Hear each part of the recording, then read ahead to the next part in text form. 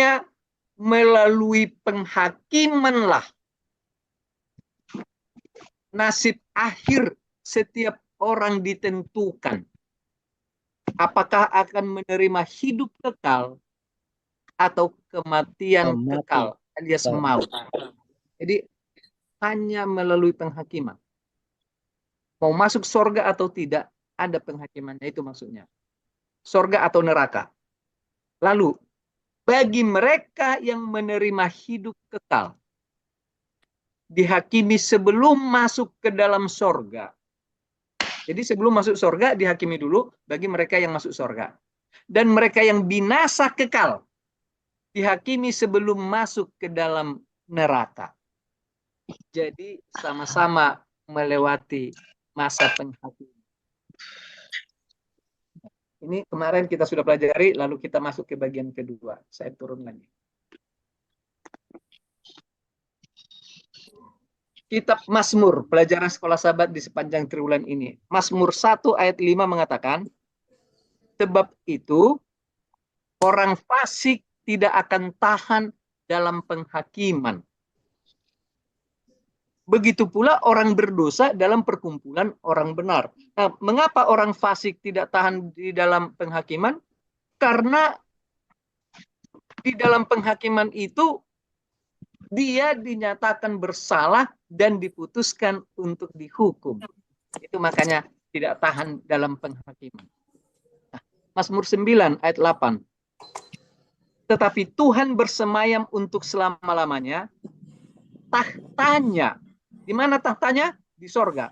Didirikannya untuk menjalankan penghakiman. Jadi tahtanya didirikannya untuk menjalankan penghakiman. Ini salah satu fungsi dari tahtanya itu. Ya, sebagai tempat dilaksanakannya penghakiman. Yang kedua juga tahtanya adalah tumpuan hukumnya. Nah, gitu loh maksudnya. Artinya lambang pemerintahan. Ketika Yesus atau ketika Allah memerintah, maka ada hukum dasarnya. Itu loh maksudnya. Jadi pemerintahannya itu, artinya tahta itu identik dengan pemerintahan, kerajaan. Maka pemerintahan Allah itu pemerintahan yang berdasarkan hukum. Yesaya 1 ayat 27, Sion akan kubebaskan dengan penghakiman yang adil dan orang-orangnya yang bertobat akan kubebaskan dengan tindakan yang benar. Nah, saya akan sampaikan dulu sebelum saya terlupakan, sebelum saya lupa. Jadi pelajaran kita sore ini tidak mempelajari tentang nubuatan 2300 petang dan pagi. Tidak sampai ke sana maksud saya. Tetapi yang kita mau pastikan adalah mengapa orang-orang yang tidak, orang-orang yang bukan anggota Advent misalnya tidak menerima ini, tidak mengakui adanya penghakiman, itulah yang akan kita buktikan. Jadi tugas kita sore ini adalah membuktikan bahwa penghakiman surga itu betul-betul ada berdasarkan firman Tuhan. Itu maksudnya ya. Yesaya 26 ayat 8. Ya Tuhan, kami juga menanti-nantikan saatnya Engkau menjalankan penghakiman. Jadi umat Tuhan itu pun mengatakan bahwa kami menanti-nantikan kapan Tuhan akan menjalankan penghakiman. Itu. 2 Tesalonika 1 ayat 5. Suatu bukti tentang adilnya penghakiman Allah yang menyatakan bahwa kamu layak menjadi warga kerajaan Allah. Kamu yang sekarang menderita karena kerajaan itu. Kalau disebut kamu yang sekarang menderita karena kerajaan, artinya begini loh. Umat-umat Tuhan itu saat ini penuh dengan penderitaan. Ya, penderitaan karena tekanan. Bisa tekanan dari tempat bekerja, bisa dari lingkungan. Bukankah misalnya ada rumah ibadah yang dilarang untuk dibuka dan digunakan sebagai tempat ibadah? Kan? Semua itu oleh karena kerajaan Allah itu yang sedang dipersiapkan untuk kita. Tetapi kita mau melihat juga di sini poin yang saya warna biru adalah bahwa penghakiman Allah itu menyatakan bahwa kita layak menjadi warga kerajaan Allah. Jadi kelayakan kita untuk menjadi warga kerajaan Allah melalui penghakiman Allah itu. 1 Petrus 4 ayat 17 ini sering ini. Orang-orang Advent suka kutip ini. Mungkin gereja non-Advent malah tak mau kutip lah ya. Tidak relevan. Mereka pikir. Oke. Isinya begini. Karena sekarang telah tiba saatnya penghakiman dimulai. Dan pada rumah Allah sendiri yang harus pertama-tama dihakimi. Sebelum kita melihat apa sih maknanya, kita lihat dulu beberapa pertanyaan pendahuluan tentang ini. Kalau disebut pada rumah Allah sendiri yang harus pertama-tama dihakimi, apa artinya itu? Artinya bahwa bukan hanya, gitu loh ya. Jadi kalau disebut pada rumah Allah sendiri yang harus pertama-tama, jadi kata kuncinya yang harus pertama-tama.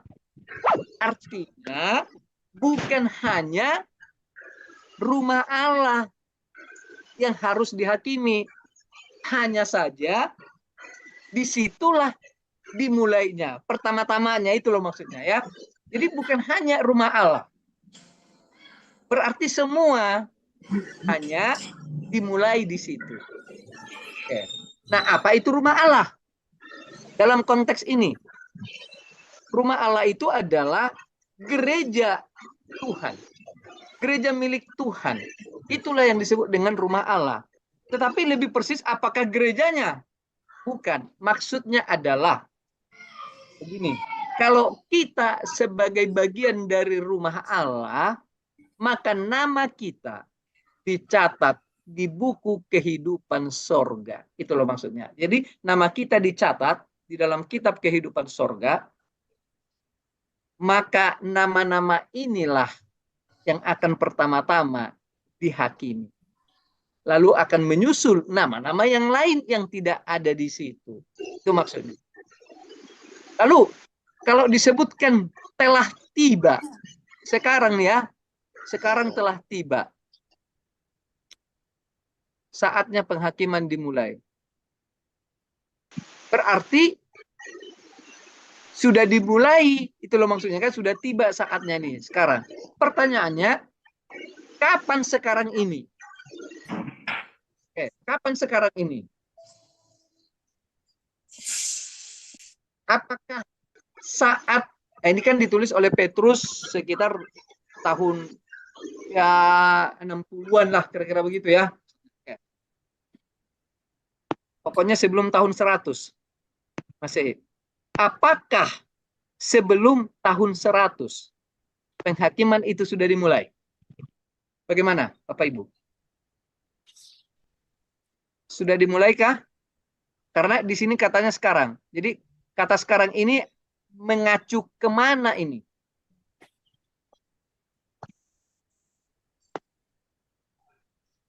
Belum dimulai. Belum dimulai. Tapi ini sekarang. Nah, jadi bagaimana kita memahaminya? Begini Bapak Ibu. Jadi betul ayat ini ditulis beberapa tahun sebelum tahun 100. Oke. Kalau misalnya saya bilang begini, ayat ini berbunyi, karena belum tiba saatnya penghakiman dimulai. Ya, karena belum tiba saatnya penghakiman dimulai. Karena sekarang belum tiba saatnya penghakiman dimulai, begitu. Kan itu ayat Alkitab kan nggak pernah berubah kan sejak pertama kali ditulis kan? Nggak dirubah-rubah toh? Ya. Maka sampai kapanpun akan tertulis seperti itu selama masih ada Alkitab beredar di ini. Kan begitu kan? Jadi karena sekarang belum tiba saatnya penghakiman dimulai. Agak aneh juga. Padahal bisa jadi sudah dimulai. Jadi sudah dimulai pun tetap tertulis sekarang belum tiba. Tapi ini sekarang telah tiba padahal belum dimulai. Nah, jadi begini. Konteks 1 Petrus 4 ini adalah konteks berbicara tentang akhir zaman. Ya, tentang akhir zaman. Jadi pemikiran Petrus telah dibawa jauh ribuan tahun ke depan dari saat itu. Gitu. Dari saat dahulu itu. Jadi ya sudah dibawa jauh ke depan. Dia sedang berbicara tentang masa depan. Makanya disebut sekarang telah tiba saatnya. Itu maksudnya. Oke. Mudah-mudahan kita memahaminya. 1 Petrus 1 ayat 17. Kalau tadi 4 ayat 17, ini 1 ayat 17. Mirip ini. Dan jika kamu menyebutnya Bapa, yaitu dia yang tanpa memandang muka menghakimi semua orang. Jadi apakah menghakimi hanya sebahagian? Apakah hanya menghakimi mereka yang terdapat di dalam rumah Allah itu? Tidak. Semua orang. Nah, hanya ayat pasal 4 memberikan petunjuk tambahan kepada kita bahwa dimulai dari rumah Allah pertama-tama begitu. Jadi ini semua orang menurut perbuatannya. Oh, saya suka ini ayat ini karena doktrin keselamatan mengatakan bahwa kita diselamatkan oleh karena iman. Betul nggak? Doktrin kita tidak mengajarkan bahwa kita diselamatkan karena perbuatan. Karena tak seorang pun mampu menyelamatkan dirinya karena perbuatannya. Tapi karena kasih karunia oleh iman. Betul kan? Karena iman kan? Tetapi mengapa penghakiman bukan menurut iman? Nah, ini tambahan buat kita. Jadi kenapa semua orang dihakimi bukan menurut iman? Cari Alkitab seluruh mulai dari kitab Kejadian sampai Wahyu, tidak pernah saudara akan temukan di dalam Alkitab itu bahwa manusia dihakimi menurut imannya. Aneh ya, keselamatan oleh iman. Penghakiman menentukan seseorang selamat apa tidak, tapi penghakiman menurut perbuatannya. Kenapa demikian? Oleh karena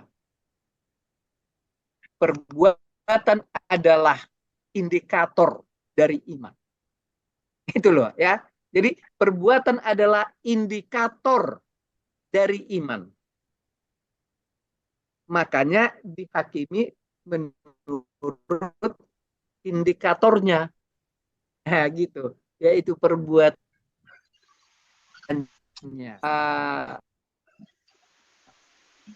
Mungkin 10 tahun lalu belum populer itu istilahnya, tapi ya 15-20 tahun terakhir ini sudah populer yang namanya KPI, KPI, Key Performance, Key Performance Indicator.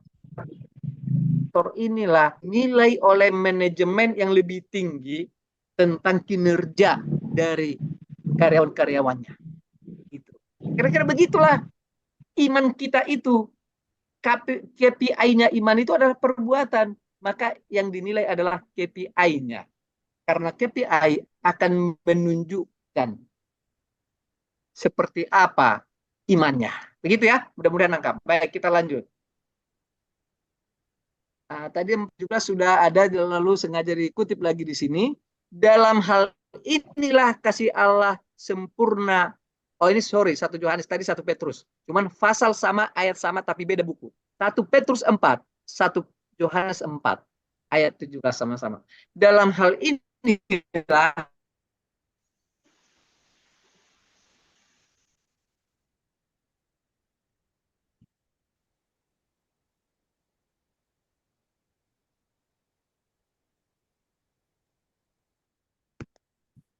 Kok hilang? hilangkah? Ya, sudah ada. Oh sudah, oke, baik. Hilang, iya, sudah ada. Oke. Wahyu 14 ayat 7. Wahyu 14 itu kalau umat Advent nih harusnya langsung tahu tentang pasal 1 sampai 6 itu adalah tentang Wahyu 14 biasanya. 3 pekabaran malaikat. Yes, korek. Pekabaran 3 malaikat. Begitu ya. Kasih Ibu Ya. Evelyn. Nah, ayat 7. Dan ia berseru dengan suara nyaring. Takutlah akan Allah. Dan muliakanlah dia. Karena telah tiba saat penghakimannya. Dan sembahlah dia yang telah menjadikan langit dan bumi dan laut dan semua mata air. Mirip seperti 1 Petrus 4 yang tadi itu, telah tiba. Kan gitu. Di sini juga telah tiba saat penghakimannya. Kapan ini tiba? Saat konteks akhir zaman. Ya, saat konteks akhir zaman dibicarakan. Jadi kitab Wahyu 14 ini berbicara tentang satu periode terakhir dari 7 jemaat yang ada di kitab Wahyu. Jadi ini berbicara tentang periode jemaat Laodikia. Jemaat yang ke-7. Itu maksudnya di sini. Jadi penghakiman itu bukan dahulu kala, tetapi setelah periode jemaat Laodikia. Kapan itu? Nah, itulah yang ada hubungannya dengan 2300 petang dan pagi. Ketika masa itu berakhir, masuklah ke periode, yaitu periode Laodikia, periode penghakiman. Kata Laodikia sebetulnya artinya adalah umat yang dihakimi. Banyak orang berpikir Laodikia artinya apa? Suam-suam kuku. Begitu kan? Suam-suam kuku itu bukan artinya, tetapi kondisinya. Gitu loh maksudnya. Keadaannya, kondisinya yang suam-suam kuku. Tetapi arti katanya adalah umat yang dihakimi. Itulah makanya pada periode itulah penghakiman sorga itu dimulai. Jadi nyambung ya. Baik, Ibrani 9 ayat 27. Dan sama seperti manusia ditetapkan untuk mati hanya 1 kali saja. Ini secara umum maksudnya ya. Hanya 1 kali saja. Karena pada umumnya nanti kan banyak yang 2 kali mati. Mati pertama dan mati kekal. Mati pertama masih bangkit. Jadi ini konteksnya masih mati pertama nih. Dan tapi nggak semua mati ya. Dan sesudah itu dihakimi. Jadi jelas ada penghakiman toh. Oke. Jadi ada penghakiman. Nah, di Pengkhotbah 12 ayat 14 sengaja saya buat di sini bahasa Inggris dan bahasa Indonesia-nya. Kita mau lihat. For God shall bring every work into judgment with every secret thing, whether it be good or whether it be evil. Karena Allah akan membawa ikuti, perhatikan. Karena Allah akan membawa sebagian perbuatan ke pengadilan yang berlaku atas sebahagian hal yang tersembunyi. Entah itu baik, entah itu jahat. Amin. Amin. Amin. Amin. Bukan bagian. Setiap dan seharusnya bukan amin. Jangan diaminkan. Kenapa? Karena tadi kan saya katakan karena Allah akan membawa sebagian perbuatan yang berlaku atas sebagian yang tersebut. Yang benar adalah Allah akan membawa setiap, jadi bukan sebagian, setiap perbuatan. Jadi tidak ada yang terlewatkan. Itu maksudnya. Tidak ada yang tersembunyi. Betul Jadi, itu ya. Ya, kurang setiap. pikir tadi, kurang pikir. Iya, ya. Jadi bukan sebagian. Setiap Ya, yang berlaku atas segala sesuatu yang tersembunyi, entah itu baik, entah itu jahat. Kenapa ini sih ditulis segala sesuatu yang tersembunyi?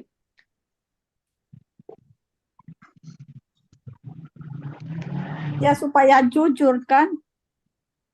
Semua diadili itu harus kita tahu juga. Apakah yang tidak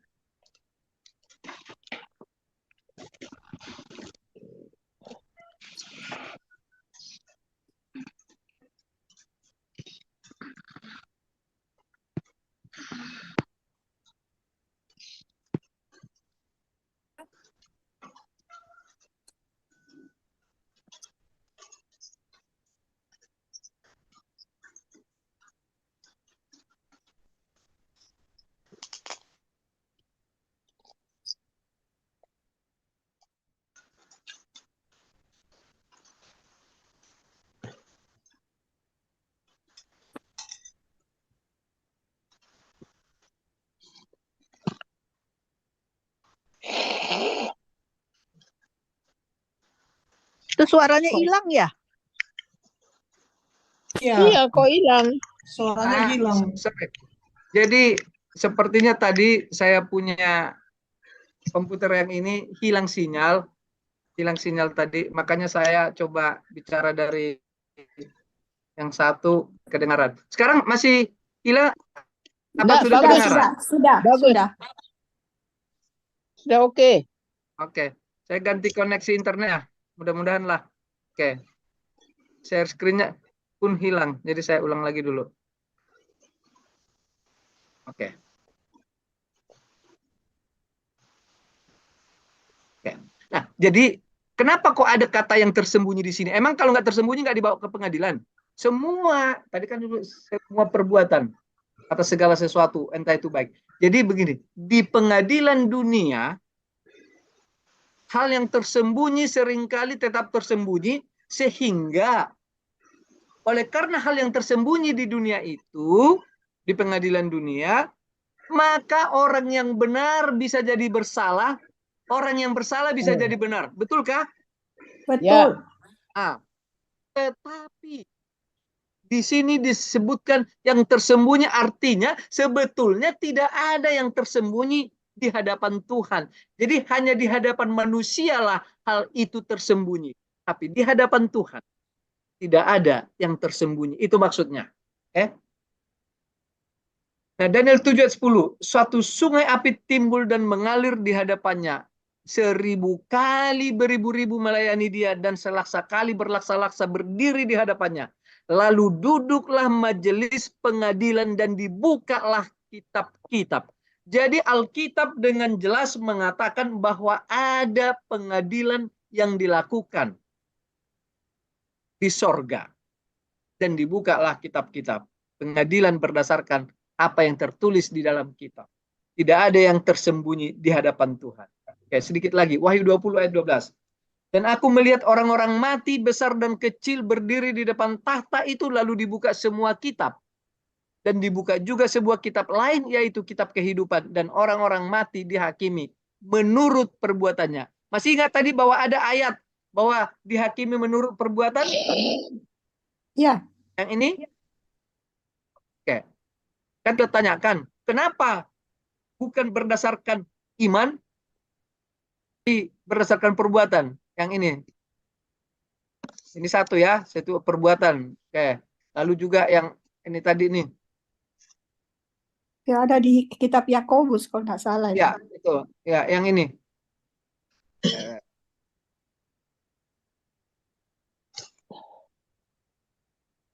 Oh, jadi kelewatan. Tadi ada itu ya. Pokoknya yang mengatakan bahwa dihakimi menurut perbuatan yang ini. Ya. 1 Petrus 1 ayat 17. Nah, jadi hal itu dinyatakan lagi bahwa menurut perbuatannya dihakimi. Oke, ini juga kan sebetulnya sebuah perbuatan. Jadi ini yang kedua di Pengkhotbah 12. Begitu juga yang di kitab Wahyu 20 ini. Menurut perbuatan. Jadi makanya tadi saya katakan, dari kitab Kejadian sampai Wahyu tak satu pun ada ayat atau kalimat mengatakan bahwa dihakimi menurut imannya. Ayat 13, maka laut menyerahkan orang-orang mati yang ada di dalamnya, dan maut dan kerajaan maut menyerahkan orang-orang mati yang ada di dalamnya, dan mereka dihakimi masing-masing menurut perbuatannya. Jadi udah 4 ini, kita lihat ini. Oke. Jadi semua dihakimi. Hanya kalau yang tadi 1 Petrus 4 itu penghakiman yang dilakukan bagi mereka yang namanya di dalam kitab kehidupan.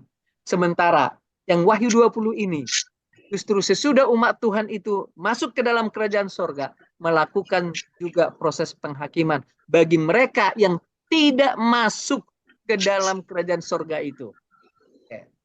Nah, ada alasan. Ini penting nih. Mengapa harus ada penghakiman? Kalau yang tadi di atas itu adalah bukti-bukti adanya penghakiman yang tidak diimani oleh kebanyakan kekristenan. Itu bukti-buktinya. Nah, sekarang alasannya apa sih? Begitu ya. Kenapa harus ada? Jawabannya adalah tadi kita sudah baca ini ayat ini, yaitu bahwa membuktikan keadilan Allah. Membuktikan keadilan Allah lewat penghakiman ini. Karena penghakiman itu adalah penghakiman yang adil. Kita baca sekali lagi 2 Tesalonika 1 ayat 5. Suatu bukti tentang adilnya penghakiman Allah. Yang menyatakan bahwa kamu layak menjadi warga kerajaan Allah kamu yang sekarang menderita karena kerajaan itu. Nah, saking adilnya penghakiman ini, maka tidak ada yang bisa atau yang akhirnya mau protes. Gitu, ya. Jadi orang jahat pun tidak akan protes. Kalau di dunia, ya, kalau di dunia masih ada orang yang divonis itu protes. Akhirnya mengajukan Naik banding. banding. Atau Ya, apalagi kalau bisa bayar advokat. Wah, Ya. lebih bisa bebas. yes, atau kasasi. Tuh. Ya, Karena merasa tidak adil. Gitu kan? Tuh. Jadi orang jahat pun tidak akan protes terhadap keputusan penghakiman itu. karena tidak ada pembelanya, Pak. Bukan karena itu, karena semua benar. Gitu kan? Iya. Nah, Ya. artinya karena memang adil. Bagaimana dia tahu itu adil? Begini, Bu. Kita ini tahunya kita apa yang kita lakukan. Iya, karena I- perbuatan. Ya, Ibu Femi kan mungkin tak tahu perbuatanku, Mm-mm. tapi Right. aku tahu perbuatanku. Ketika Ya. namaku dihakimi, ternyata nama ini penuh dengan perbuatan-perbuatan yang keji, yang jahat, maka saya tak bisa protes. Hmm. Gitu. Saya mengiyakannya. Dan itulah makanya ada ayat dikatakan di Filipi 2 ayat 10-11. Semua lidah mengaku. Itulah maksudnya ya. Kalau sekarang kan belum semua lidah mengaku bahwa Yesus itu adalah Tuhan. Jadi nanti semua lidah mengaku bahwa Yesus itu adalah Tuhan. Yang penghakimannya adalah adil dan benar. Jadi orang jahat tidak bisa protes. Nah, yang kedua, yaitu menjawab tuduhan dakwaan iblis. Iblis yang disebut atau setan itu ya, iblis dan setan. Penipu dan pendakwa atau pendakwa dan penipu. Itulah yang saya kadang-kadang suka kebalik-balik yang mana arti iblis, yang mana arti setan. Tapi kedua sebutan itu iblis dan setan ini artinya pendakwa dan penipu. Gitu ya. Salah satu pendakwa, salah satu penipu. Yang mana lah itu ketukar-tukar. Suka lupa saya. Artinya gini, kalau iblis pendakwa, maka setan penipu. Kalau iblis penipu, maka setan pendakwa. Itu artinya. Ya. Nah, Wahyu 12 ayat 10 Sambil mengatakan bahwa dia pendakwa Sambil di sini. mawon. Ya, Sami Mawon. Betul. Nah, Wahyu 12 ayat 10. Dan aku mendengar suara yang nyaring di sorga berkata, sekarang telah tiba keselamatan dan kuasa dan pemerintahan Allah kita dan kekuasaan Dia yang diurapinya. Berarti Yesus maksudnya. Karena telah dilemparkan ke bawah pendakwa saudara-saudara kita yang mendakwa mereka siang dan malam di hadapan Allah kita. Nah, kita sudah pelajari yang lalu-lalu bahwa proses pengadilan itu, proses pengadilan satu yang didakwa atau maksudnya gini, yang diadili, yang tertuduhnya, kalau di dunia pengadilan itu macam-macam istilahnya. Kalau di perdata disebut tergugat. Nah, kalau di perdata itu tergugat namanya.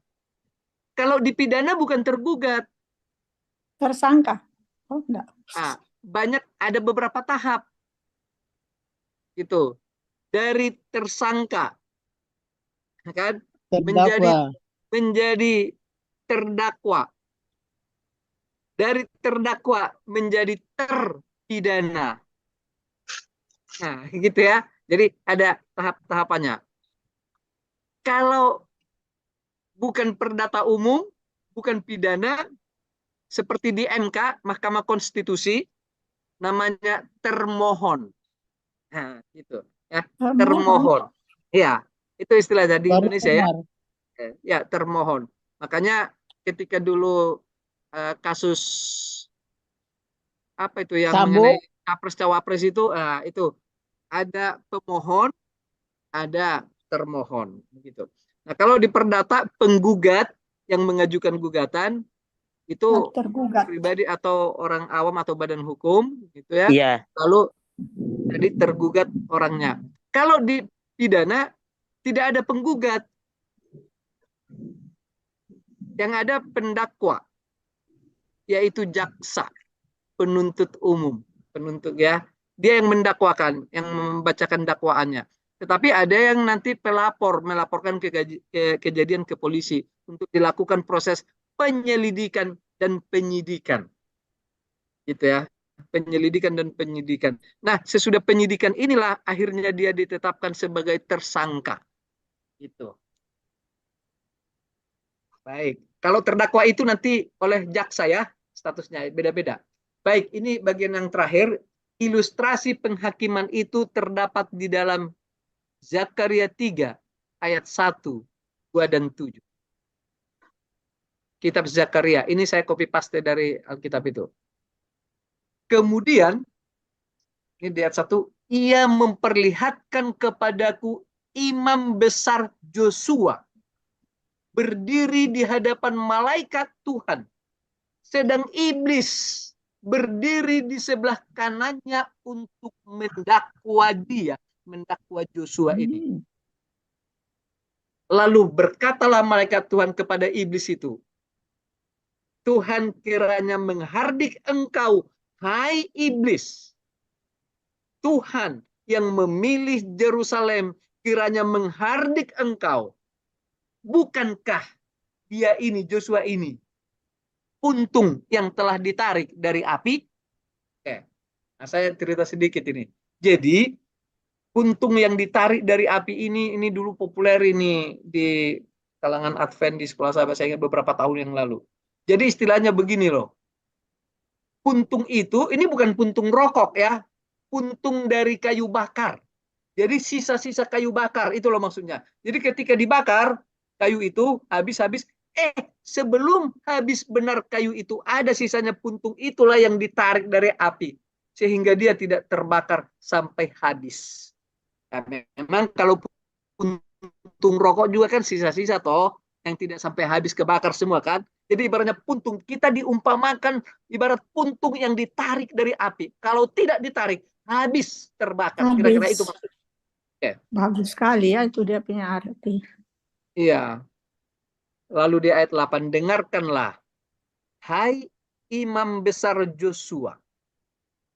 Engkau, berarti hanya bukan dia. Nah, maksudnya engkau ya, dia dan teman-temanmu. Berarti bukan hanya dia, itu maksudnya. Engkau Joshua dan teman-temanmu yang duduk di hadapanmu. Sungguh kamu merupakan suatu lambang. Lambang dari umat-umat yang dihakimi. Gitu loh maksudnya. Jadi lambang dari kita semua yang dihakimi di pengadilan sorga itu. Sebab sesungguhnya aku akan mendatangkan hambaku, yakni sang tunas. Oke, kita tidak bahas tentang maknanya itu, karena itu menyatakan Yesus yang datang itu. Oke. Nah, kitab di sorga, ada kitab kehidupan, kitab kematian, kitab peringatan, catatan baik, dan catatan dosa. Nanti kita kasih ayatnya. Karena itu masuk di sesi yang ketiga, yang judulnya adalah kitab kehidupan di sorga. Atau nanti saya mau kasih judul begini. Doktrin kekristenan, tidak semua ya, tapi kebanyakan mengatakan, sekali kita dinyatakan sebagai umat Tuhan, dan Yesus sudah menebusnya, maka kita akan pasti selamat. Tapi apakah begitu berdasarkan kitab suci yang ada pada kita? Itu yang akan kita pelajari di sesi yang berikutnya. Jadi untuk sementara saya sudahi sampai di sini pemaparannya supaya kita boleh masuk ke sesi ruang dalaman, ruang tanya jawab. Silahkan. Terima kasih. Silahkan Bang. Baik, kita berterima